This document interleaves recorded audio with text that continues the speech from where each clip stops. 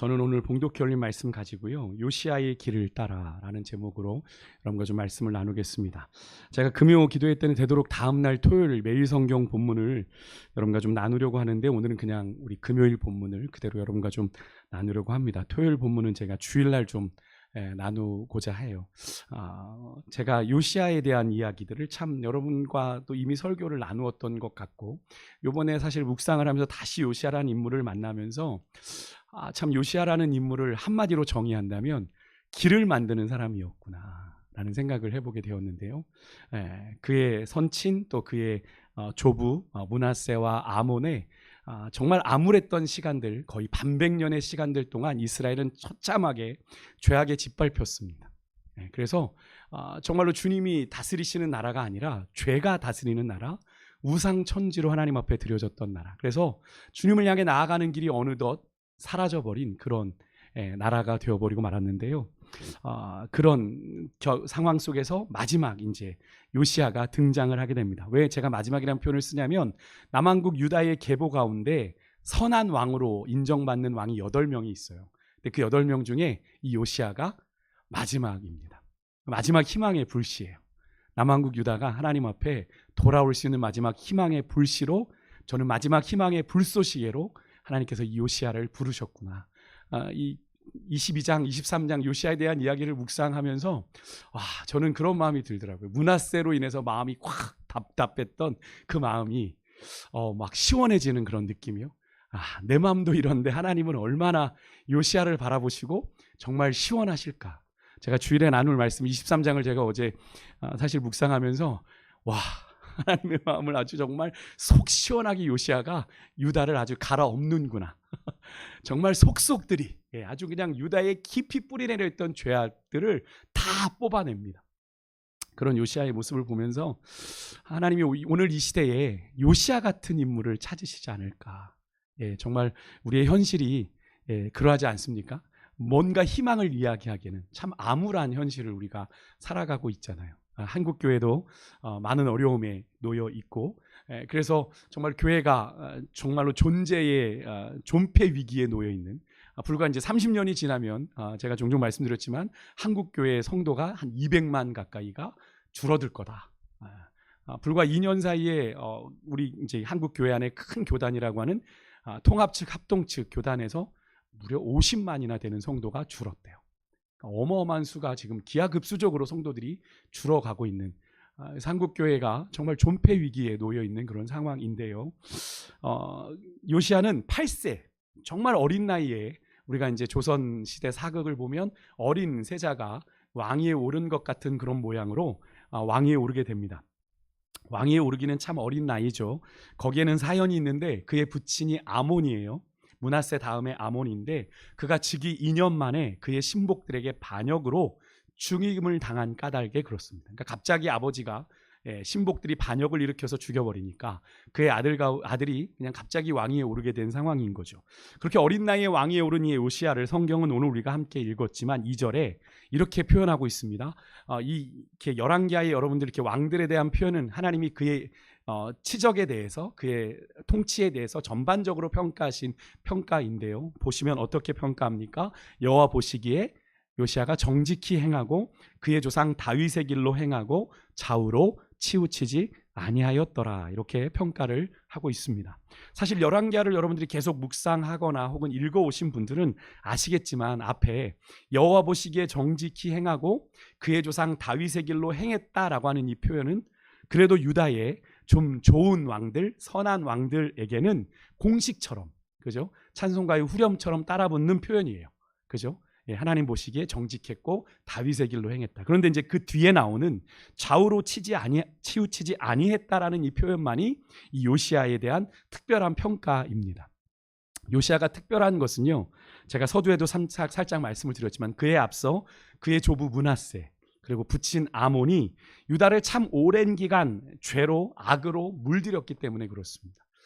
북이스라엘에는 아합과 이세벨의 그런 악의 화신이 있었다면, 남왕국 유다에는 바로 이 므낫세가 악의 화신으로, 악의 축으로 존재했었습니다. 그러니까 므낫세는 남과 북 이스라엘을 통틀어서 가장 오랜 통치 기간을 가졌습니다. 55년. 아주 오랜 기간을 다스렸죠. 근데 안타깝게도 그런 오랜 기간을 다스린 이 왕이 참 선한 왕이었다면 유다에게 참 유익했을 텐데 이 왕은 아주 악한 왕이었습니다. 그 오랜 기간 동안 므낫세는 각종 우상을 정말 아마 성경에 나오는 우상들은 다 가져온 것 같아요. 모든 우상들을 동원해서 유다와 여호와의 성전을 대놓고 더럽힙니다. 여호와의 성전에도 막 우상의 제단을 갖다 놓고 우상을 아로새겨 세워놓고 막 성전을 막 짓밟아요.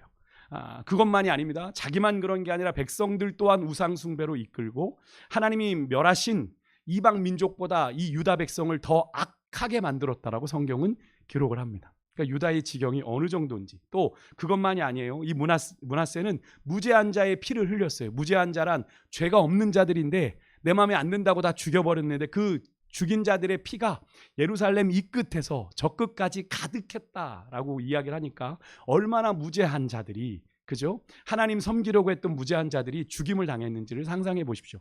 이때 죽었던 사람이 이사야 선지자입니다. 므낫세가 톱으로 썰어서 이사야 선지자를 죽였다라고 하는 전설이 있어요. 무죄한 자지 않습니까? 물론 하나님이 그 이사야를 통해서 말씀하셨겠죠. 근데 듣지 않은 겁니다. 저놈 죽여. 저 소리 듣기 싫어. 죽여. 이렇게 한 겁니다. 여러분 잠언 6장 16절 17절에 보면 여호와께서 미워하시는 것이 67가지다라고 하면서 주님이 정말 미워하고 싫어하시는 것이 나와요. 그 중에 하나가 뭐냐면 무죄한 자의 피를 흘리는 손입니다. 손. 보이시죠?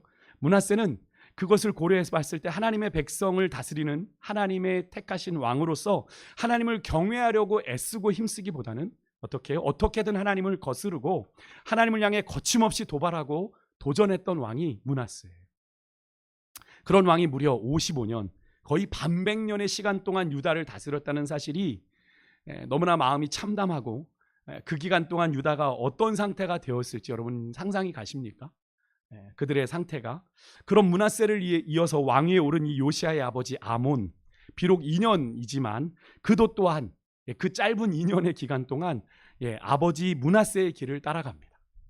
그래서 여호와 보시기에 악을 행하는 가운데 왕위를 이어받은 요시야, 어린 나이에 8살에 그것도 갑작스럽게 왕위에 올랐기 때문에 어쨌든 그의 조부 또 그의 부친 아몬의 길을 따라가는 것이 가장 쉬운 길일 수밖에 없죠. 왜? 어린 왕자니까, 왕이니까 그대로 선대 왕들이 했던 대로 따라가는 게 가장 쉬운 일이었을 것 같은데 요시야는 달랐습니다.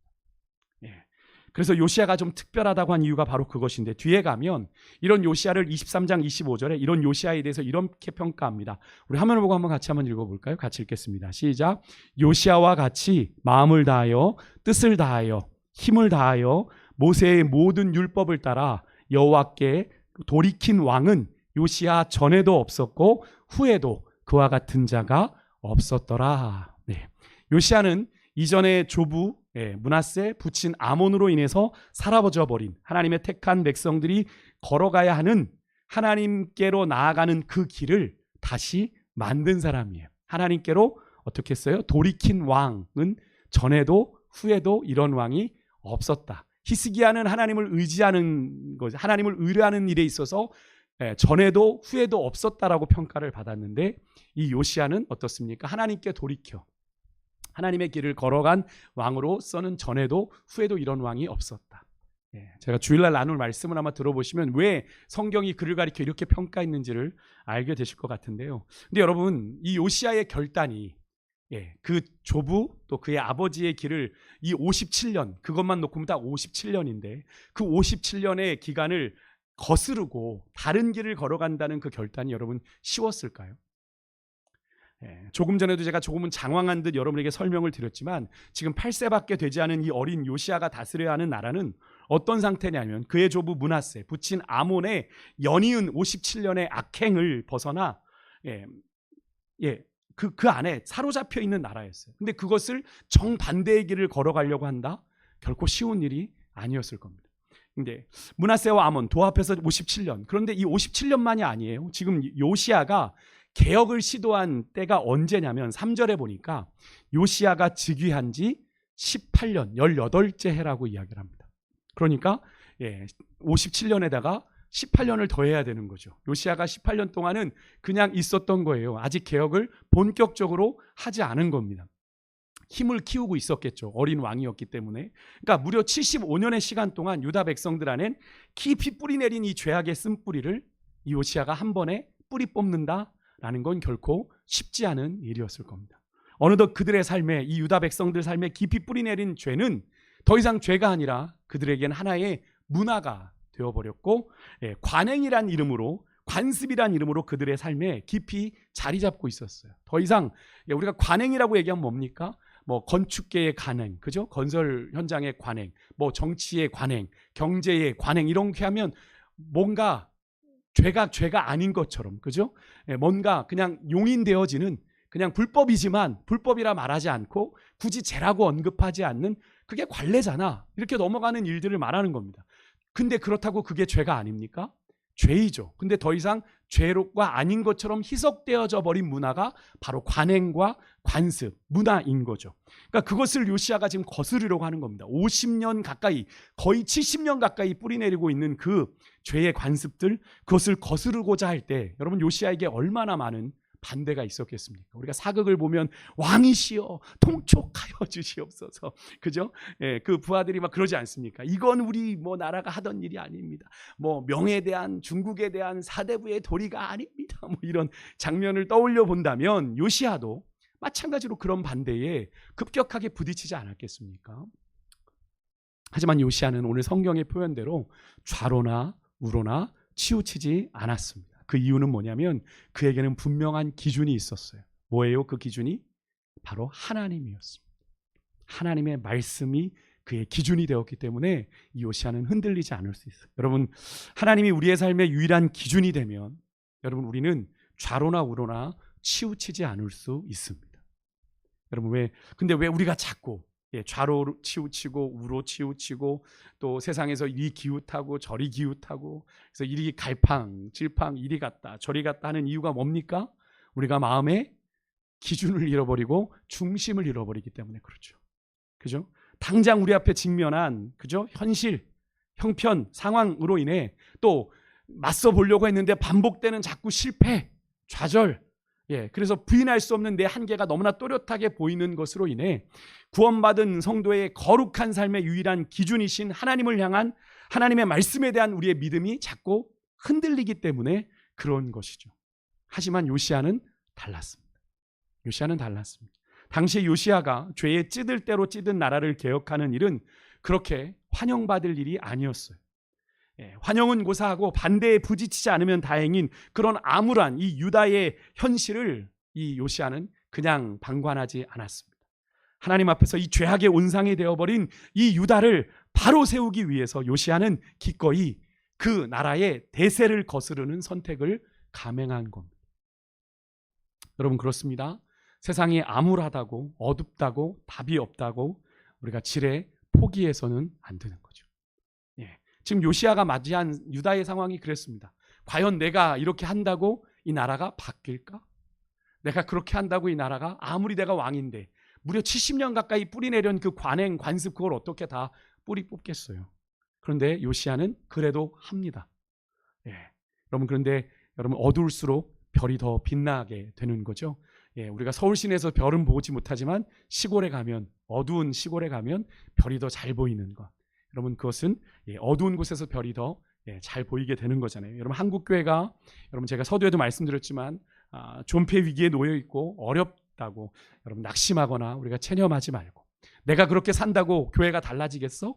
내가 그렇게 산다고 그리스도인에 대한 인식이 달라지겠어? 다 똑같지 라고 생각하지 말고, 여러분, 우리가 그 암담한 현실을 바라보는 나부터 변하고 우리 교회부터 변하면 되는 줄 믿습니다. 그렇게 할 때 하나님은 그런 헌신자들을 하나님이 이루실 거룩의 불쏘시개로 삼아 다시 갱신과 회복의 은혜를 열어 가실 것을 여러분 믿으시길 바랍니다. 하나님이 일하실 땐 많은 이들을 통해 일하시지 않았어요. 그 시대에 하나님이 찾으시는 그 한 사람을 통해 하나님의 역사를 이루어 가셨다라는 걸 여러분 기억하시고, 오늘 이 밤 그 한 사람이 주님, 내가 되기를 소망합니다. 그렇게 소망하는 가운데 나아가는 여러분과 제가 될 수 있길 간절히 소망합니다. 다시 본문으로 와서, 그렇게 요시야가 시작한 첫 번째 개혁의 대상은 바로 성전이었습니다. 성전에 이미 뭐 우상들이 막 세워져서 뭐 막 그런 상황이죠. 요시야는 이제 성전을 다시 수리하려고 합니다. 성전을 위해서 거둔 은이 있는데 성전세 같은 거죠. 그 은을 성전 수리에 사용하도록 합니다. 열왕기하를 계속 읽거나 묵상해 오신 분들은 이거 어디서 본 장면인데 라고 생각하실 수 있는데, 우리가 앞에 열왕기하 12장에서 요아스라는 왕이 성전을 공사할 때 그런 방식을 썼었어요. 그러니까 요시야 때로부터 190년 전의 일인데, 요시야는 그 190년 전의 그 일을 기억했던 겁니다. 그리고 성전을 그렇게 개혁해 나가기 시작했던 거예요. 요시야가 그렇게 일을 지시했을 때 성전을 섬기는 제사장들이나 레위인들도 왕의 의도에 대한 이해가 어떻게 해요? 훨씬 쉬웠겠죠. 왜요? 오랜 적이긴 하지만 190년 전 성전에서 그런 일들이 있었으니까. 그죠? 그렇게 요시야는 어떤 새로운 제도를 만들어서 성전을 바꾸는 그런 것보다 그냥 성전의 수리 비용을 조달했던 그 기존의 성전세 제도가 다시 잘 운용될 수 있도록 제사장들과 레위인들에게 당부를 합니다. 그런 요시야 왕의 선한 의지를 깨달은 이 제사장들, 레위인들이 따로 그들을 회개하지 않아도, 감사하지 않아도 될 정도로 성전 재정이 투명하게 관리되기 시작했는데요. 이렇게 요시야 왕의 성전을 통한 개혁의 시작, 우리에게 주는 메시지가 여러분 뭘까요? 하나님의 성전된 우리의 영적인 갱신도 여러분 하나님을 내 마음에 제대로 모시고 하나님을 온전히 경배하고 하나님과 교제하는 데서 시작되어진다라는 거예요. 여러분, 예배의 회복을 의미하는 거죠. 예배의 회복을 의미하는. 하나님과의 온전한 교제의 회복이 바로 여러분 신앙 갱신의 시작이라는 말인데요. 여러분 그렇게 얘기하시는 분들이 있어요. 저는 혼자 삶으로 예배해요. 그렇게 교회 예배는 안 드리시면서, 여러분 사실 가나안 성도들 비난하고 싶지는 않습니다만, 가나안 성도가 믿음을 온전히 지킨다는 것 결코 쉬운 일은 아닌 것 같습니다.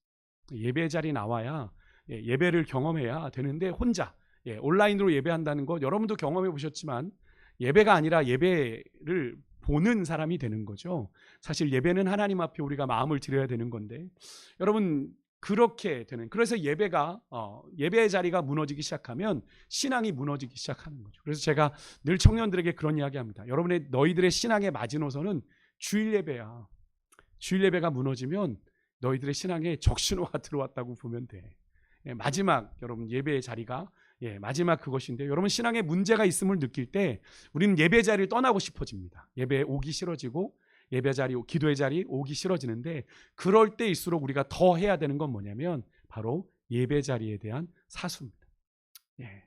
내가 여러분이 이렇게 또 오해하실 수 있을까 미리 말씀을 드리면, 박 목사 또 한 명이라도 더 오라고 또 얘기하나 보다. 그런 거 절대 아닙니다. 여러분 예배를 저한테 드리시는 거 아니잖아요. 주님께 드리시는 거잖아요. 저는 그런 마음을 이미 하나님 앞에 결심을 했습니다. 하나님 둘이 오든 셋이 오든 몇 명이 오든 나는 하나님 앞에 동일하게 예배하겠습니다. 우리 예배를 받으시는 분은 하나님이시니까. 저는 그 마음을 하나님 앞에 이미 작정했어요. 그래서 여러분들이 한두 명 더 오시는 것에 제가 그렇게 연연하지 않습니다. 너무 목회자가 무책임한가요?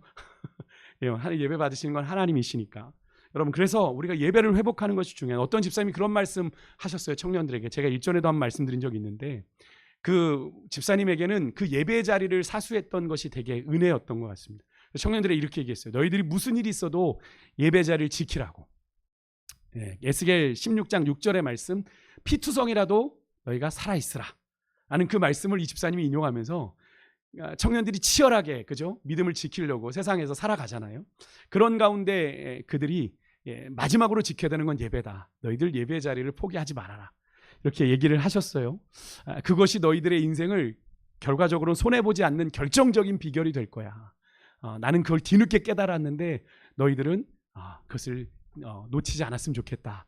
그렇게 집사님께서 그 우리 청년 친구들에게 너희들에게 20년을 30년을 벌 수 있는 기회를 줄게 이러면서 이런 얘기를 하셨는데, 여러분 이 말씀이 옳은 말씀이죠. 맞습니다. 여러분 예배 자리를 지키는 것만으로도 하나님은 우리에게 은혜를 주세요. 그럼 이 말씀이 청년들에게만 적용되는 이야기일까요? 아닙니다. 하나님을 예배해야 될 거룩한 존재로 부르심 받은 우리 모두에게, 모든 믿는 자들에게 적용되는 이야기거든요. 여러분 묻습니다. 여러분의 성전은 어떠하십니까? 여러분의 성전은 무사하세요? 여러분의 성전은 무사하십니까? 혹시 심지어 성전 안에 여러분의 우상제단을 세우고, 므낫세가 그랬던 것처럼 므낫세가 자기 손으로 아로새긴 아세라 목상을 성전에다 이렇게 세워놨습니다. 성전을 우상으로 짓밟아버린 여러분 므낫세처럼 여러분의 마음의 성전이, 하나님의 영이 거하시는 그 마음의 성전이 하나님이 가증히 여기시는 것으로 내 욕심이, 내 못난 자아가 우상이 되어 여러분 더럽혀져 있는 채 방치되어 있지는 않으십니까? 내가 예배 자리에 나와 있다고 그렇지 않다라고 생각하시지 말고요. 여러분 예배 자리는 얼마든지 나올 수 있지만 우리의 마음이 그렇게 되어 있다면 오늘 이 밤 우리의 마음이 주의 보혈로 정결해지는 귀한 은혜가 있으시길 주의 이름으로 축복합니다. 여러분 내가 우상이 될 수 있어요. 하나님보다 내가 앞설 수 있어요. 그럼 그것은 내 욕심이 내게 우상이 된 것이고 내 자아가 우상이 된 거예요. 여러분 그러면 하나님이 임재하실 수가 없는 거죠. 거룩하신 하나님이 어떻게 죄 가운데 임재하실 수 있겠습니까? 요시야는 그 어떤 것보다도 그래서 성전을 먼저 개혁했던 거예요. 오늘 이 밤 여러분의 성전이 우상에게서 여러분 무상하신지를 점검하고 정직하게 들여다보는 은혜가 있으시기를 주로 축복합니다. 이렇게 성전을 수리하던 중에 대제사장 hil기야가 율법책을 발견해요. 그것을 서기관 사반에게 알리고요. 근데 이것이 참 놀라운 광경인 건 그동안 여러분 조부 므낫세 그리고 붙인 아몬에 이어서 지금 요시야 왕 제18년이 되기까지 무려 한 75년이거든요. 약 70년이 넘도록 하나님의 율법이 유다에서 사라졌어요. 그죠? 사라진 겁니다. 율법이 말씀이 없었어요. 근데 어느 누구도 그것을 찾지 않고 있었다라는 것.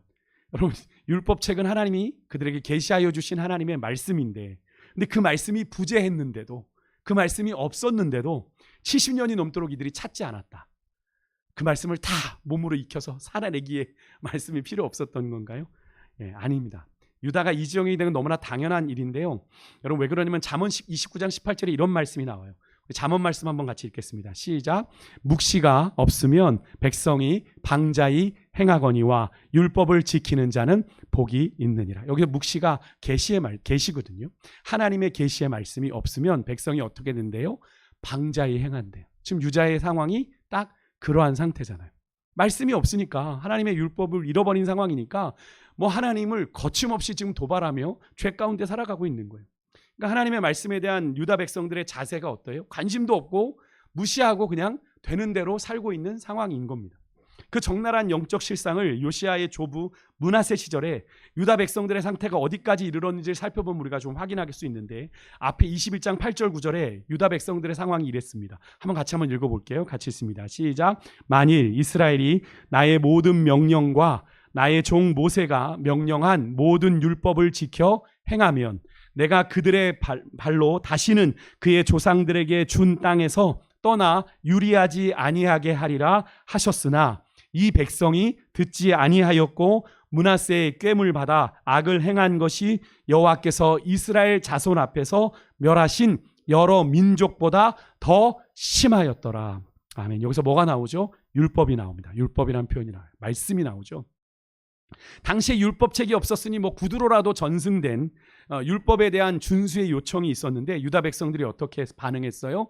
듣지 아니했고, 므낫세 왕의 영향으로 백성들이 악을 행하는 수준이 어느 지경까지 이르렀다? 하나님이 멸하신 다른 여러 이방 민족들보다 더 심한 지경에까지 이르렀다. 유다 백성들이 언약 백성이라는 타이틀은 가지고 있는지 모르지만 그들의 실상은 이방인보다도 못한 처참한 영적인 수준에 놓여 있는 상태였다라는 걸 우리가 확인할 수 있죠. 그러니까 그들이 율법책을 찾을 이유가 하나도 없는 거예요. 그러니까 그렇게 성전에 방치되었던 율법책을 우연처럼 발견했다. 여러분 우연일까요? 아니죠. 우연처럼 보이지만 아닙니다. 하나님의 섭리죠.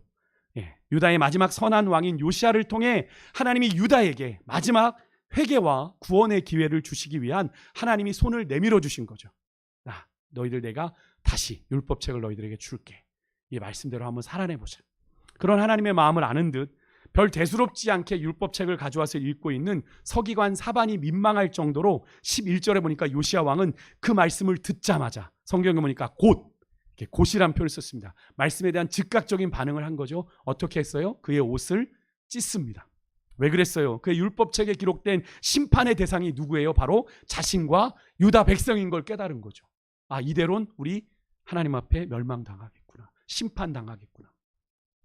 여러분, 이 요시야 왕의 하나님의 말씀에 대한 반응, 과거에 여호와의 개가 성전에 들어올 때 막 옷이 내려간 줄도 모르고 막 덩실덩실 춤을 추던 이 순전했던 다윗 왕의 모습이 여러분 오버랩되지 않습니까? 하나님의 말씀 앞에서 왕의 체면, 왕의 집이 중요하지 않아요. 예, 화로다, 망하게 되었도다 하는 그런 절박한 마음으로 요시야 왕은 옷을 찢어요. 왕이 옷을 찢는다는 건 상당히 체면에 위험한 일이지만 그런 일들을 합니다. 여러분, 이 모습이 너무나도 귀한 모습 아닙니까? 여러분, 정말 오랜만에 하나님의 말씀, 율법을 듣고도 서기관 사반처럼 아무런 반응 없는 그런 수도 있습니다만 요시야 왕은 달랐던 거예요. 여러분, 말씀을 듣고 반응할 수 있는 것이 은혜인 줄 여러분 믿으시길 바랍니다.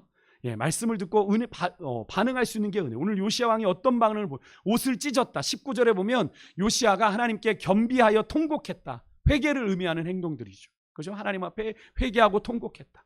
들려지는 하나님의 말씀 앞에서 자신의 죄가 드러나니까 그로 인해 이사야 선지자 고백한 것처럼 화로다 내가 망하게 되었도다 하나님 앞에 애통하며 그렇게 무릎 꿇었다는 거예요. 여러분, 말씀에 누구나 이런 반응을 보일 수 있습니까? 그렇지 않습니다. 여러분, 조금 전에도 본 것처럼 서기관 사반처럼 말씀을 낭독하면서도, 우리가 말씀을 봉독하면서도 전혀 말씀이 나와 상관없을 수 있어요. 무관심할 수 있고요. 들어도 깨닫지 못하는 강팍하고 완고한 심령들 있습니다. 여러분, 주일 예배 드리는 날 말씀에 얼마나 은혜 받으실 거라고 생각하세요?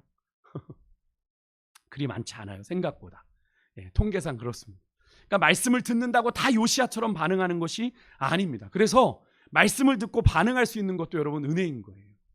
말씀을 듣고 반응할 수 있는 것도 은혜라는 겁니다. 이런 은혜가 오늘 이 밤 여러분과 저에게 있으시기를 주의 이름으로 축복합니다. 말씀에 대한 온전한 반응이요. 그렇다면 요시야는 어떻게 이런 반응을 하나님 앞에 가감없이 보일 수 있었던 걸까요? 19절에 보면 요시야가 율법을 들었을 때 그의 마음을 부드럽게 했대요. 이 부드럽게 했다는 말 뭡니까? 부드러워졌다는 얘기인데요. 여기 이 부드러워졌다는 이 단어에는 겁내다, 두려워하다라는 의미가 더 있어요. 그러니까 하나님의 말씀을 듣고 요시야가 어떻게 됐어요? 하나님을 향하여 두려운 마음을 가졌다는 거예요. 우리가 하나님의 심판 앞에 서게 되겠구나. 그러니까 이 두려워했다라는 이 부드러워졌다는 이 말은 우리가 마음을 하나님 앞에서 강팍하게 먹을 때, 말씀을 들어도 하나님의 말씀인 것처럼 여기지 않고 흘려듣는 그런 강팍함과 상반되는 표현입니다. 그러니까 그런 강팍함에 비해 우리가 마음을 부드럽게 가져서 하나님의 말씀에 어떻게든 반응하게 되는, 그러니까 요시야가 선포되는 그 하나님의 말씀 앞에서 한없이 약해지고 두려워하는 마음을 가졌다는 걸 의미하죠. 이 모습은 요시야가 하나님 앞에서 정말 마음을 낮추고 바짝 엎드려 겸비했다라는 걸 의미하는 겁니다. 하나님이 가장 싫어하는 교만과 반대되는 행동이 겸비잖아요. 요시야가 하나님 앞에서 그런 마음으로 옷을 찢고 통곡했고, 하나님은 그런 그의 행동을 보시고 그의 간구를 들으셨는데 하나님께서 요시야의 회개를 기쁘게 받으셨어요. 그렇다면 여러분과 저의 말씀에 대한 자세는 어떠하십니까? 혹시 오늘 본문의 서기관 사반처럼 우리가 말씀을 읽고 있음에도 아무런 영적인 감흥 없이 혹시라도 상투적으로 습관적으로 반응하고 있지는 않은지, 오늘 이 시간 우리의 내면을 좀 정직하게 들여보고 주의 말씀을 받을 만한, 주님이 인정하실 만한 말씀에 대한 부드러운 마음을 좀 간구하며 나아가는 시간이 되길 소망하는데요. 그렇게 할 때 여러분, 오늘 본문에 우리가 만난 요시야처럼 우리가 좌로나 우로나 치우치지 아니하고 말씀 앞에서 주를 온전히 경외함으로 주의 성전된 삶을 우리가 다시 회복하게 될 줄 믿습니다. 오늘 이 시간에 말씀 앞에서 우리의 삶을 다시 한번 정직하게 돌아보는 그런 마음으로 우리 아까 마지막에 불렀던 말씀 앞에서 이 찬양의 가사를 우리가 하나님 앞에 온전하게 좀 묵상하면서 이 찬양 주님 앞에 올려드리겠습니다.